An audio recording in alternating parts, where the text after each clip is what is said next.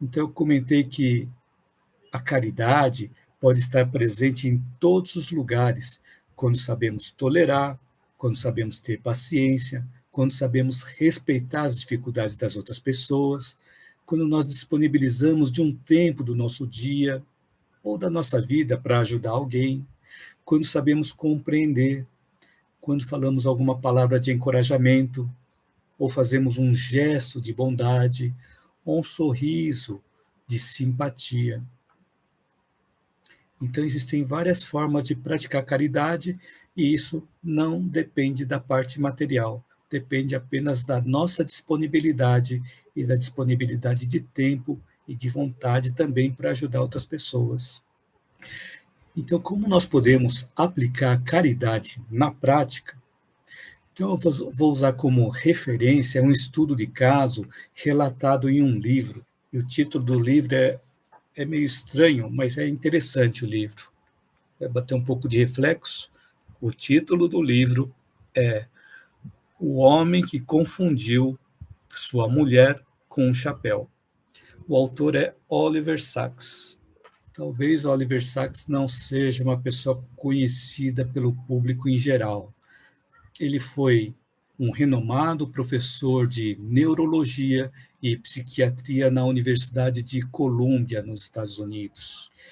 Talvez nós não conheçamos Oliver Sacks, mas existe um outro livro chamado Tempo de Despertar, também do mesmo autor, que ele deu origem ou foi uma fonte para a realização de um filme.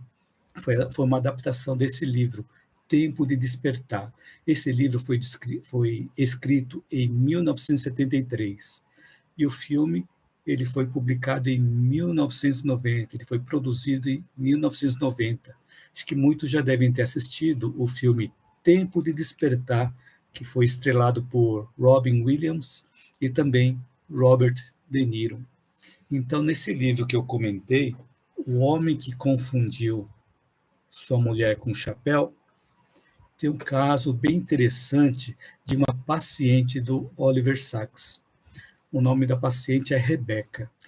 Então, a Rebeca, conforme a descrição da avó dela, ela tinha, naquela época, 19 anos de idade, mas era igualzinha a uma criança, ou seja, se perdia quando andava pelo quarteirão, não conseguia encontrar a chave para abrir uma porta e parecia nunca aprender a escolher a chave correta para poder abrir a porta. Ela colocava as roupas ao avesso, ou colocava a parte da frente nas costas e vice-versa, sem perceber que estava colocando a roupa do modo errado. Então ela era desajeitada, não conseguia coordenar os movimentos. Ela também tinha uma fenda palatina parcial que fazia com que fossem provocados assovios conforme ela falava. Ela também tinha uma forte miopia, que levava a ela a usar óculos com lentes muito grossas. Ela era muito tímida e muito retraída. Então, essa é a imagem que eu estou trazendo aqui para vocês, que eu trouxe desse livro do Oliver Sacks. Só que tem um detalhe: quando a Rebeca dançava, toda a falta de jeito que ela tinha desaparecia. E a Rebeca era capaz de ter vínculos afetivos muito profundos. Ela tinha um amor muito grande pela avó, que a avó estava criando desde quando ela tinha 3 anos de idade, quando ficou órfã de mãe e pai. Então ela também se sentia muito feliz em contato com a natureza, com os parques, com os jardins botânicos. Ela não conseguia aprender a ler, mas adorava ouvir histórias e poemas, poesias que a avó e as outras pessoas liam para ela. E ela tinha a capacidade de compreender a linguagem poética, as metáforas, as imagens, os símbolos. E ela conseguia compreender também a linguagem do sentimento.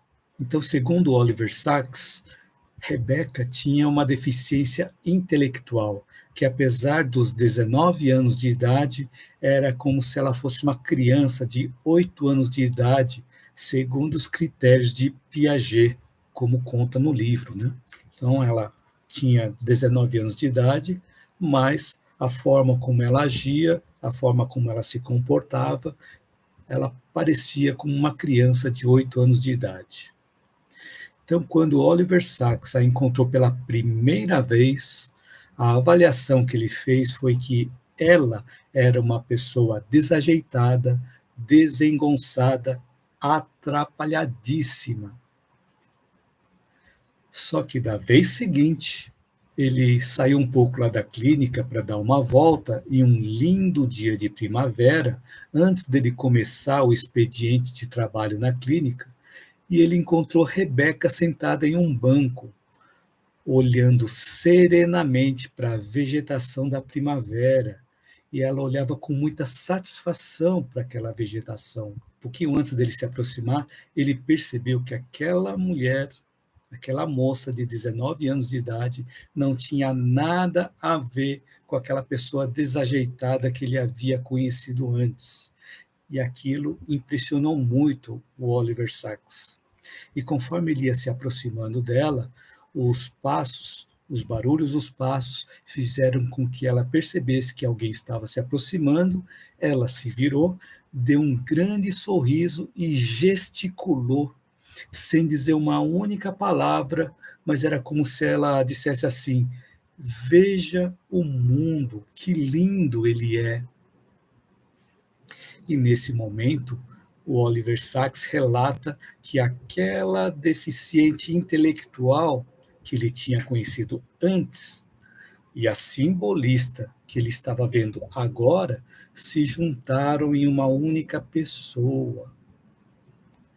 E se nos testes formais que tinha sido aplicado nela, ela trazia muitas deficiências, agora ela apresentava de forma harmônica, de forma coerente, uma outra forma de viver. Então ele percebeu que aqueles testes apresentavam as deficiências dela e nada mais além do que isso. Que os testes não demonstraram as características positivas da Rebeca, da habilidade que ela tinha para perceber o mundo real, o mundo da natureza, da imaginação, da criatividade. E os testes não mostraram o mundo interior da Rebeca. E ele se lembrou da Rebeca dançando de uma forma tão harmônica e não mais daquela pessoa desajeitada que ele tinha conhecido logo da primeira consulta. Então ele se surpreendeu quando percebeu que a Rebeca, ela era portadora de deficiência intelectual, mas espiritualmente ela era muito rica.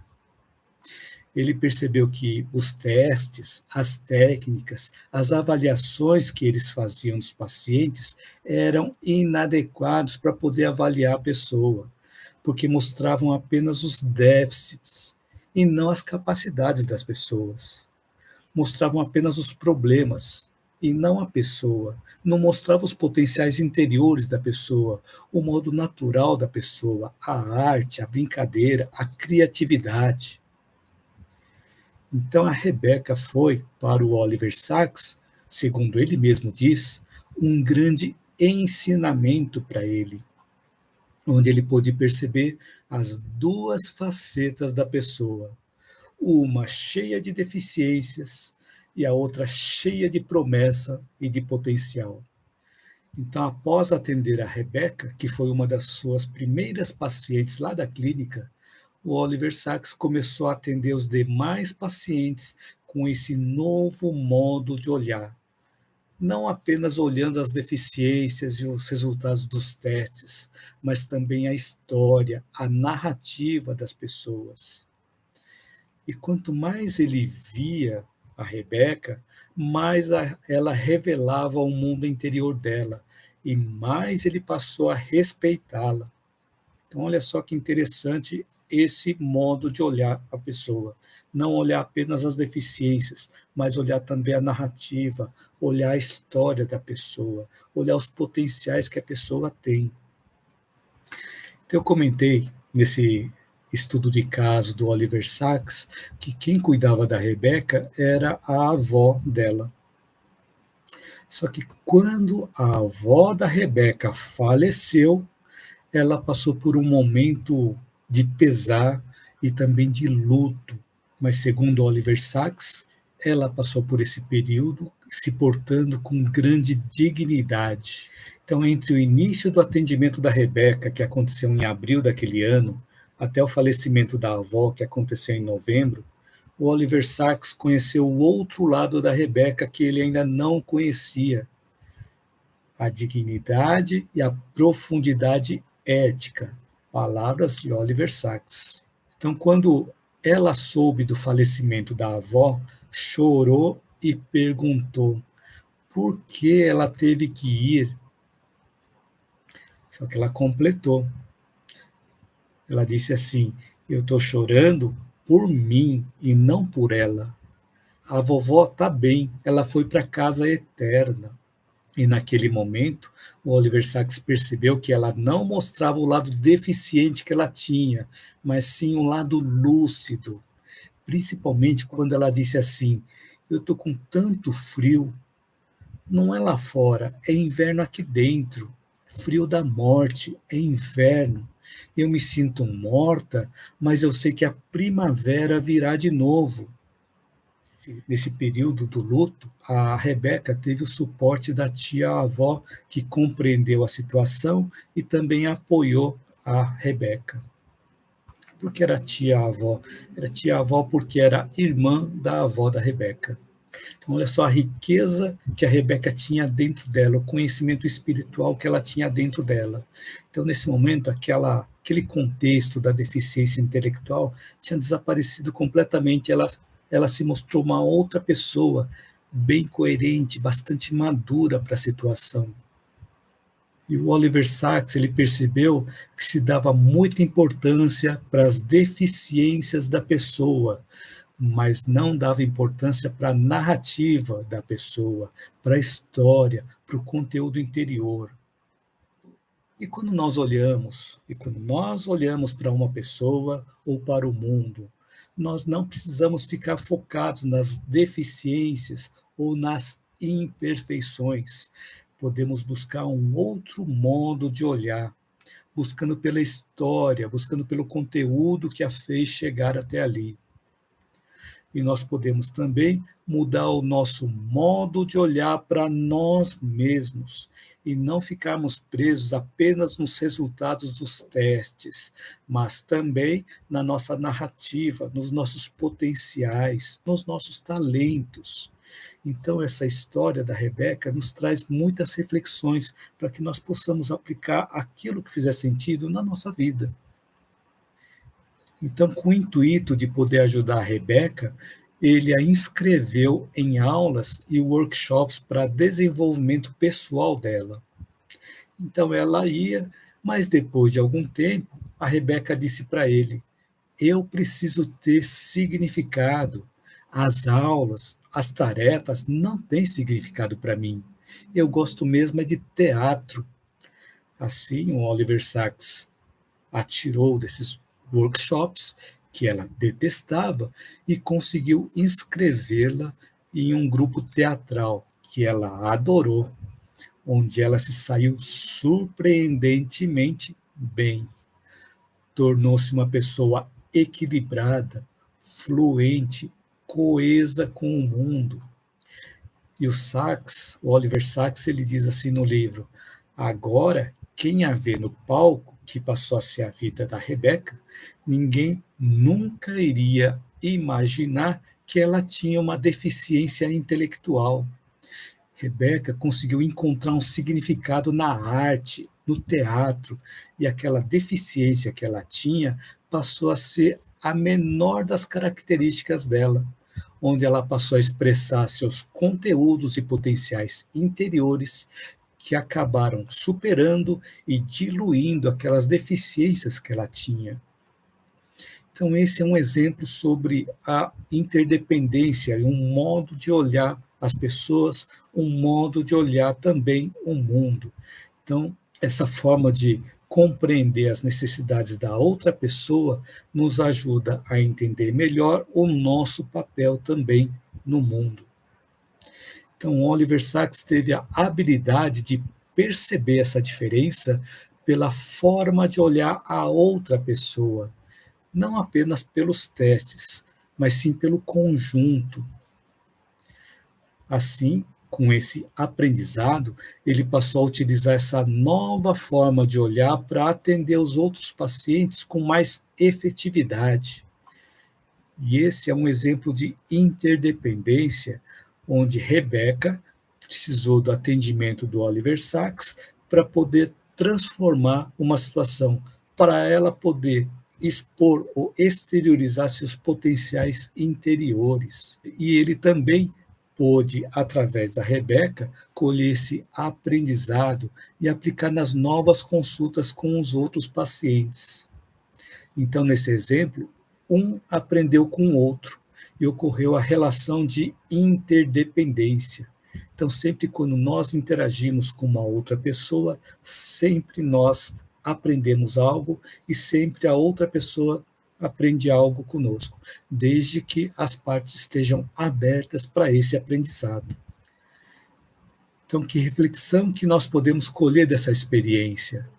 Que nós não somos apenas o físico, o corpo físico, nós temos algo além do físico, nós temos algo transcendental, algo espiritual.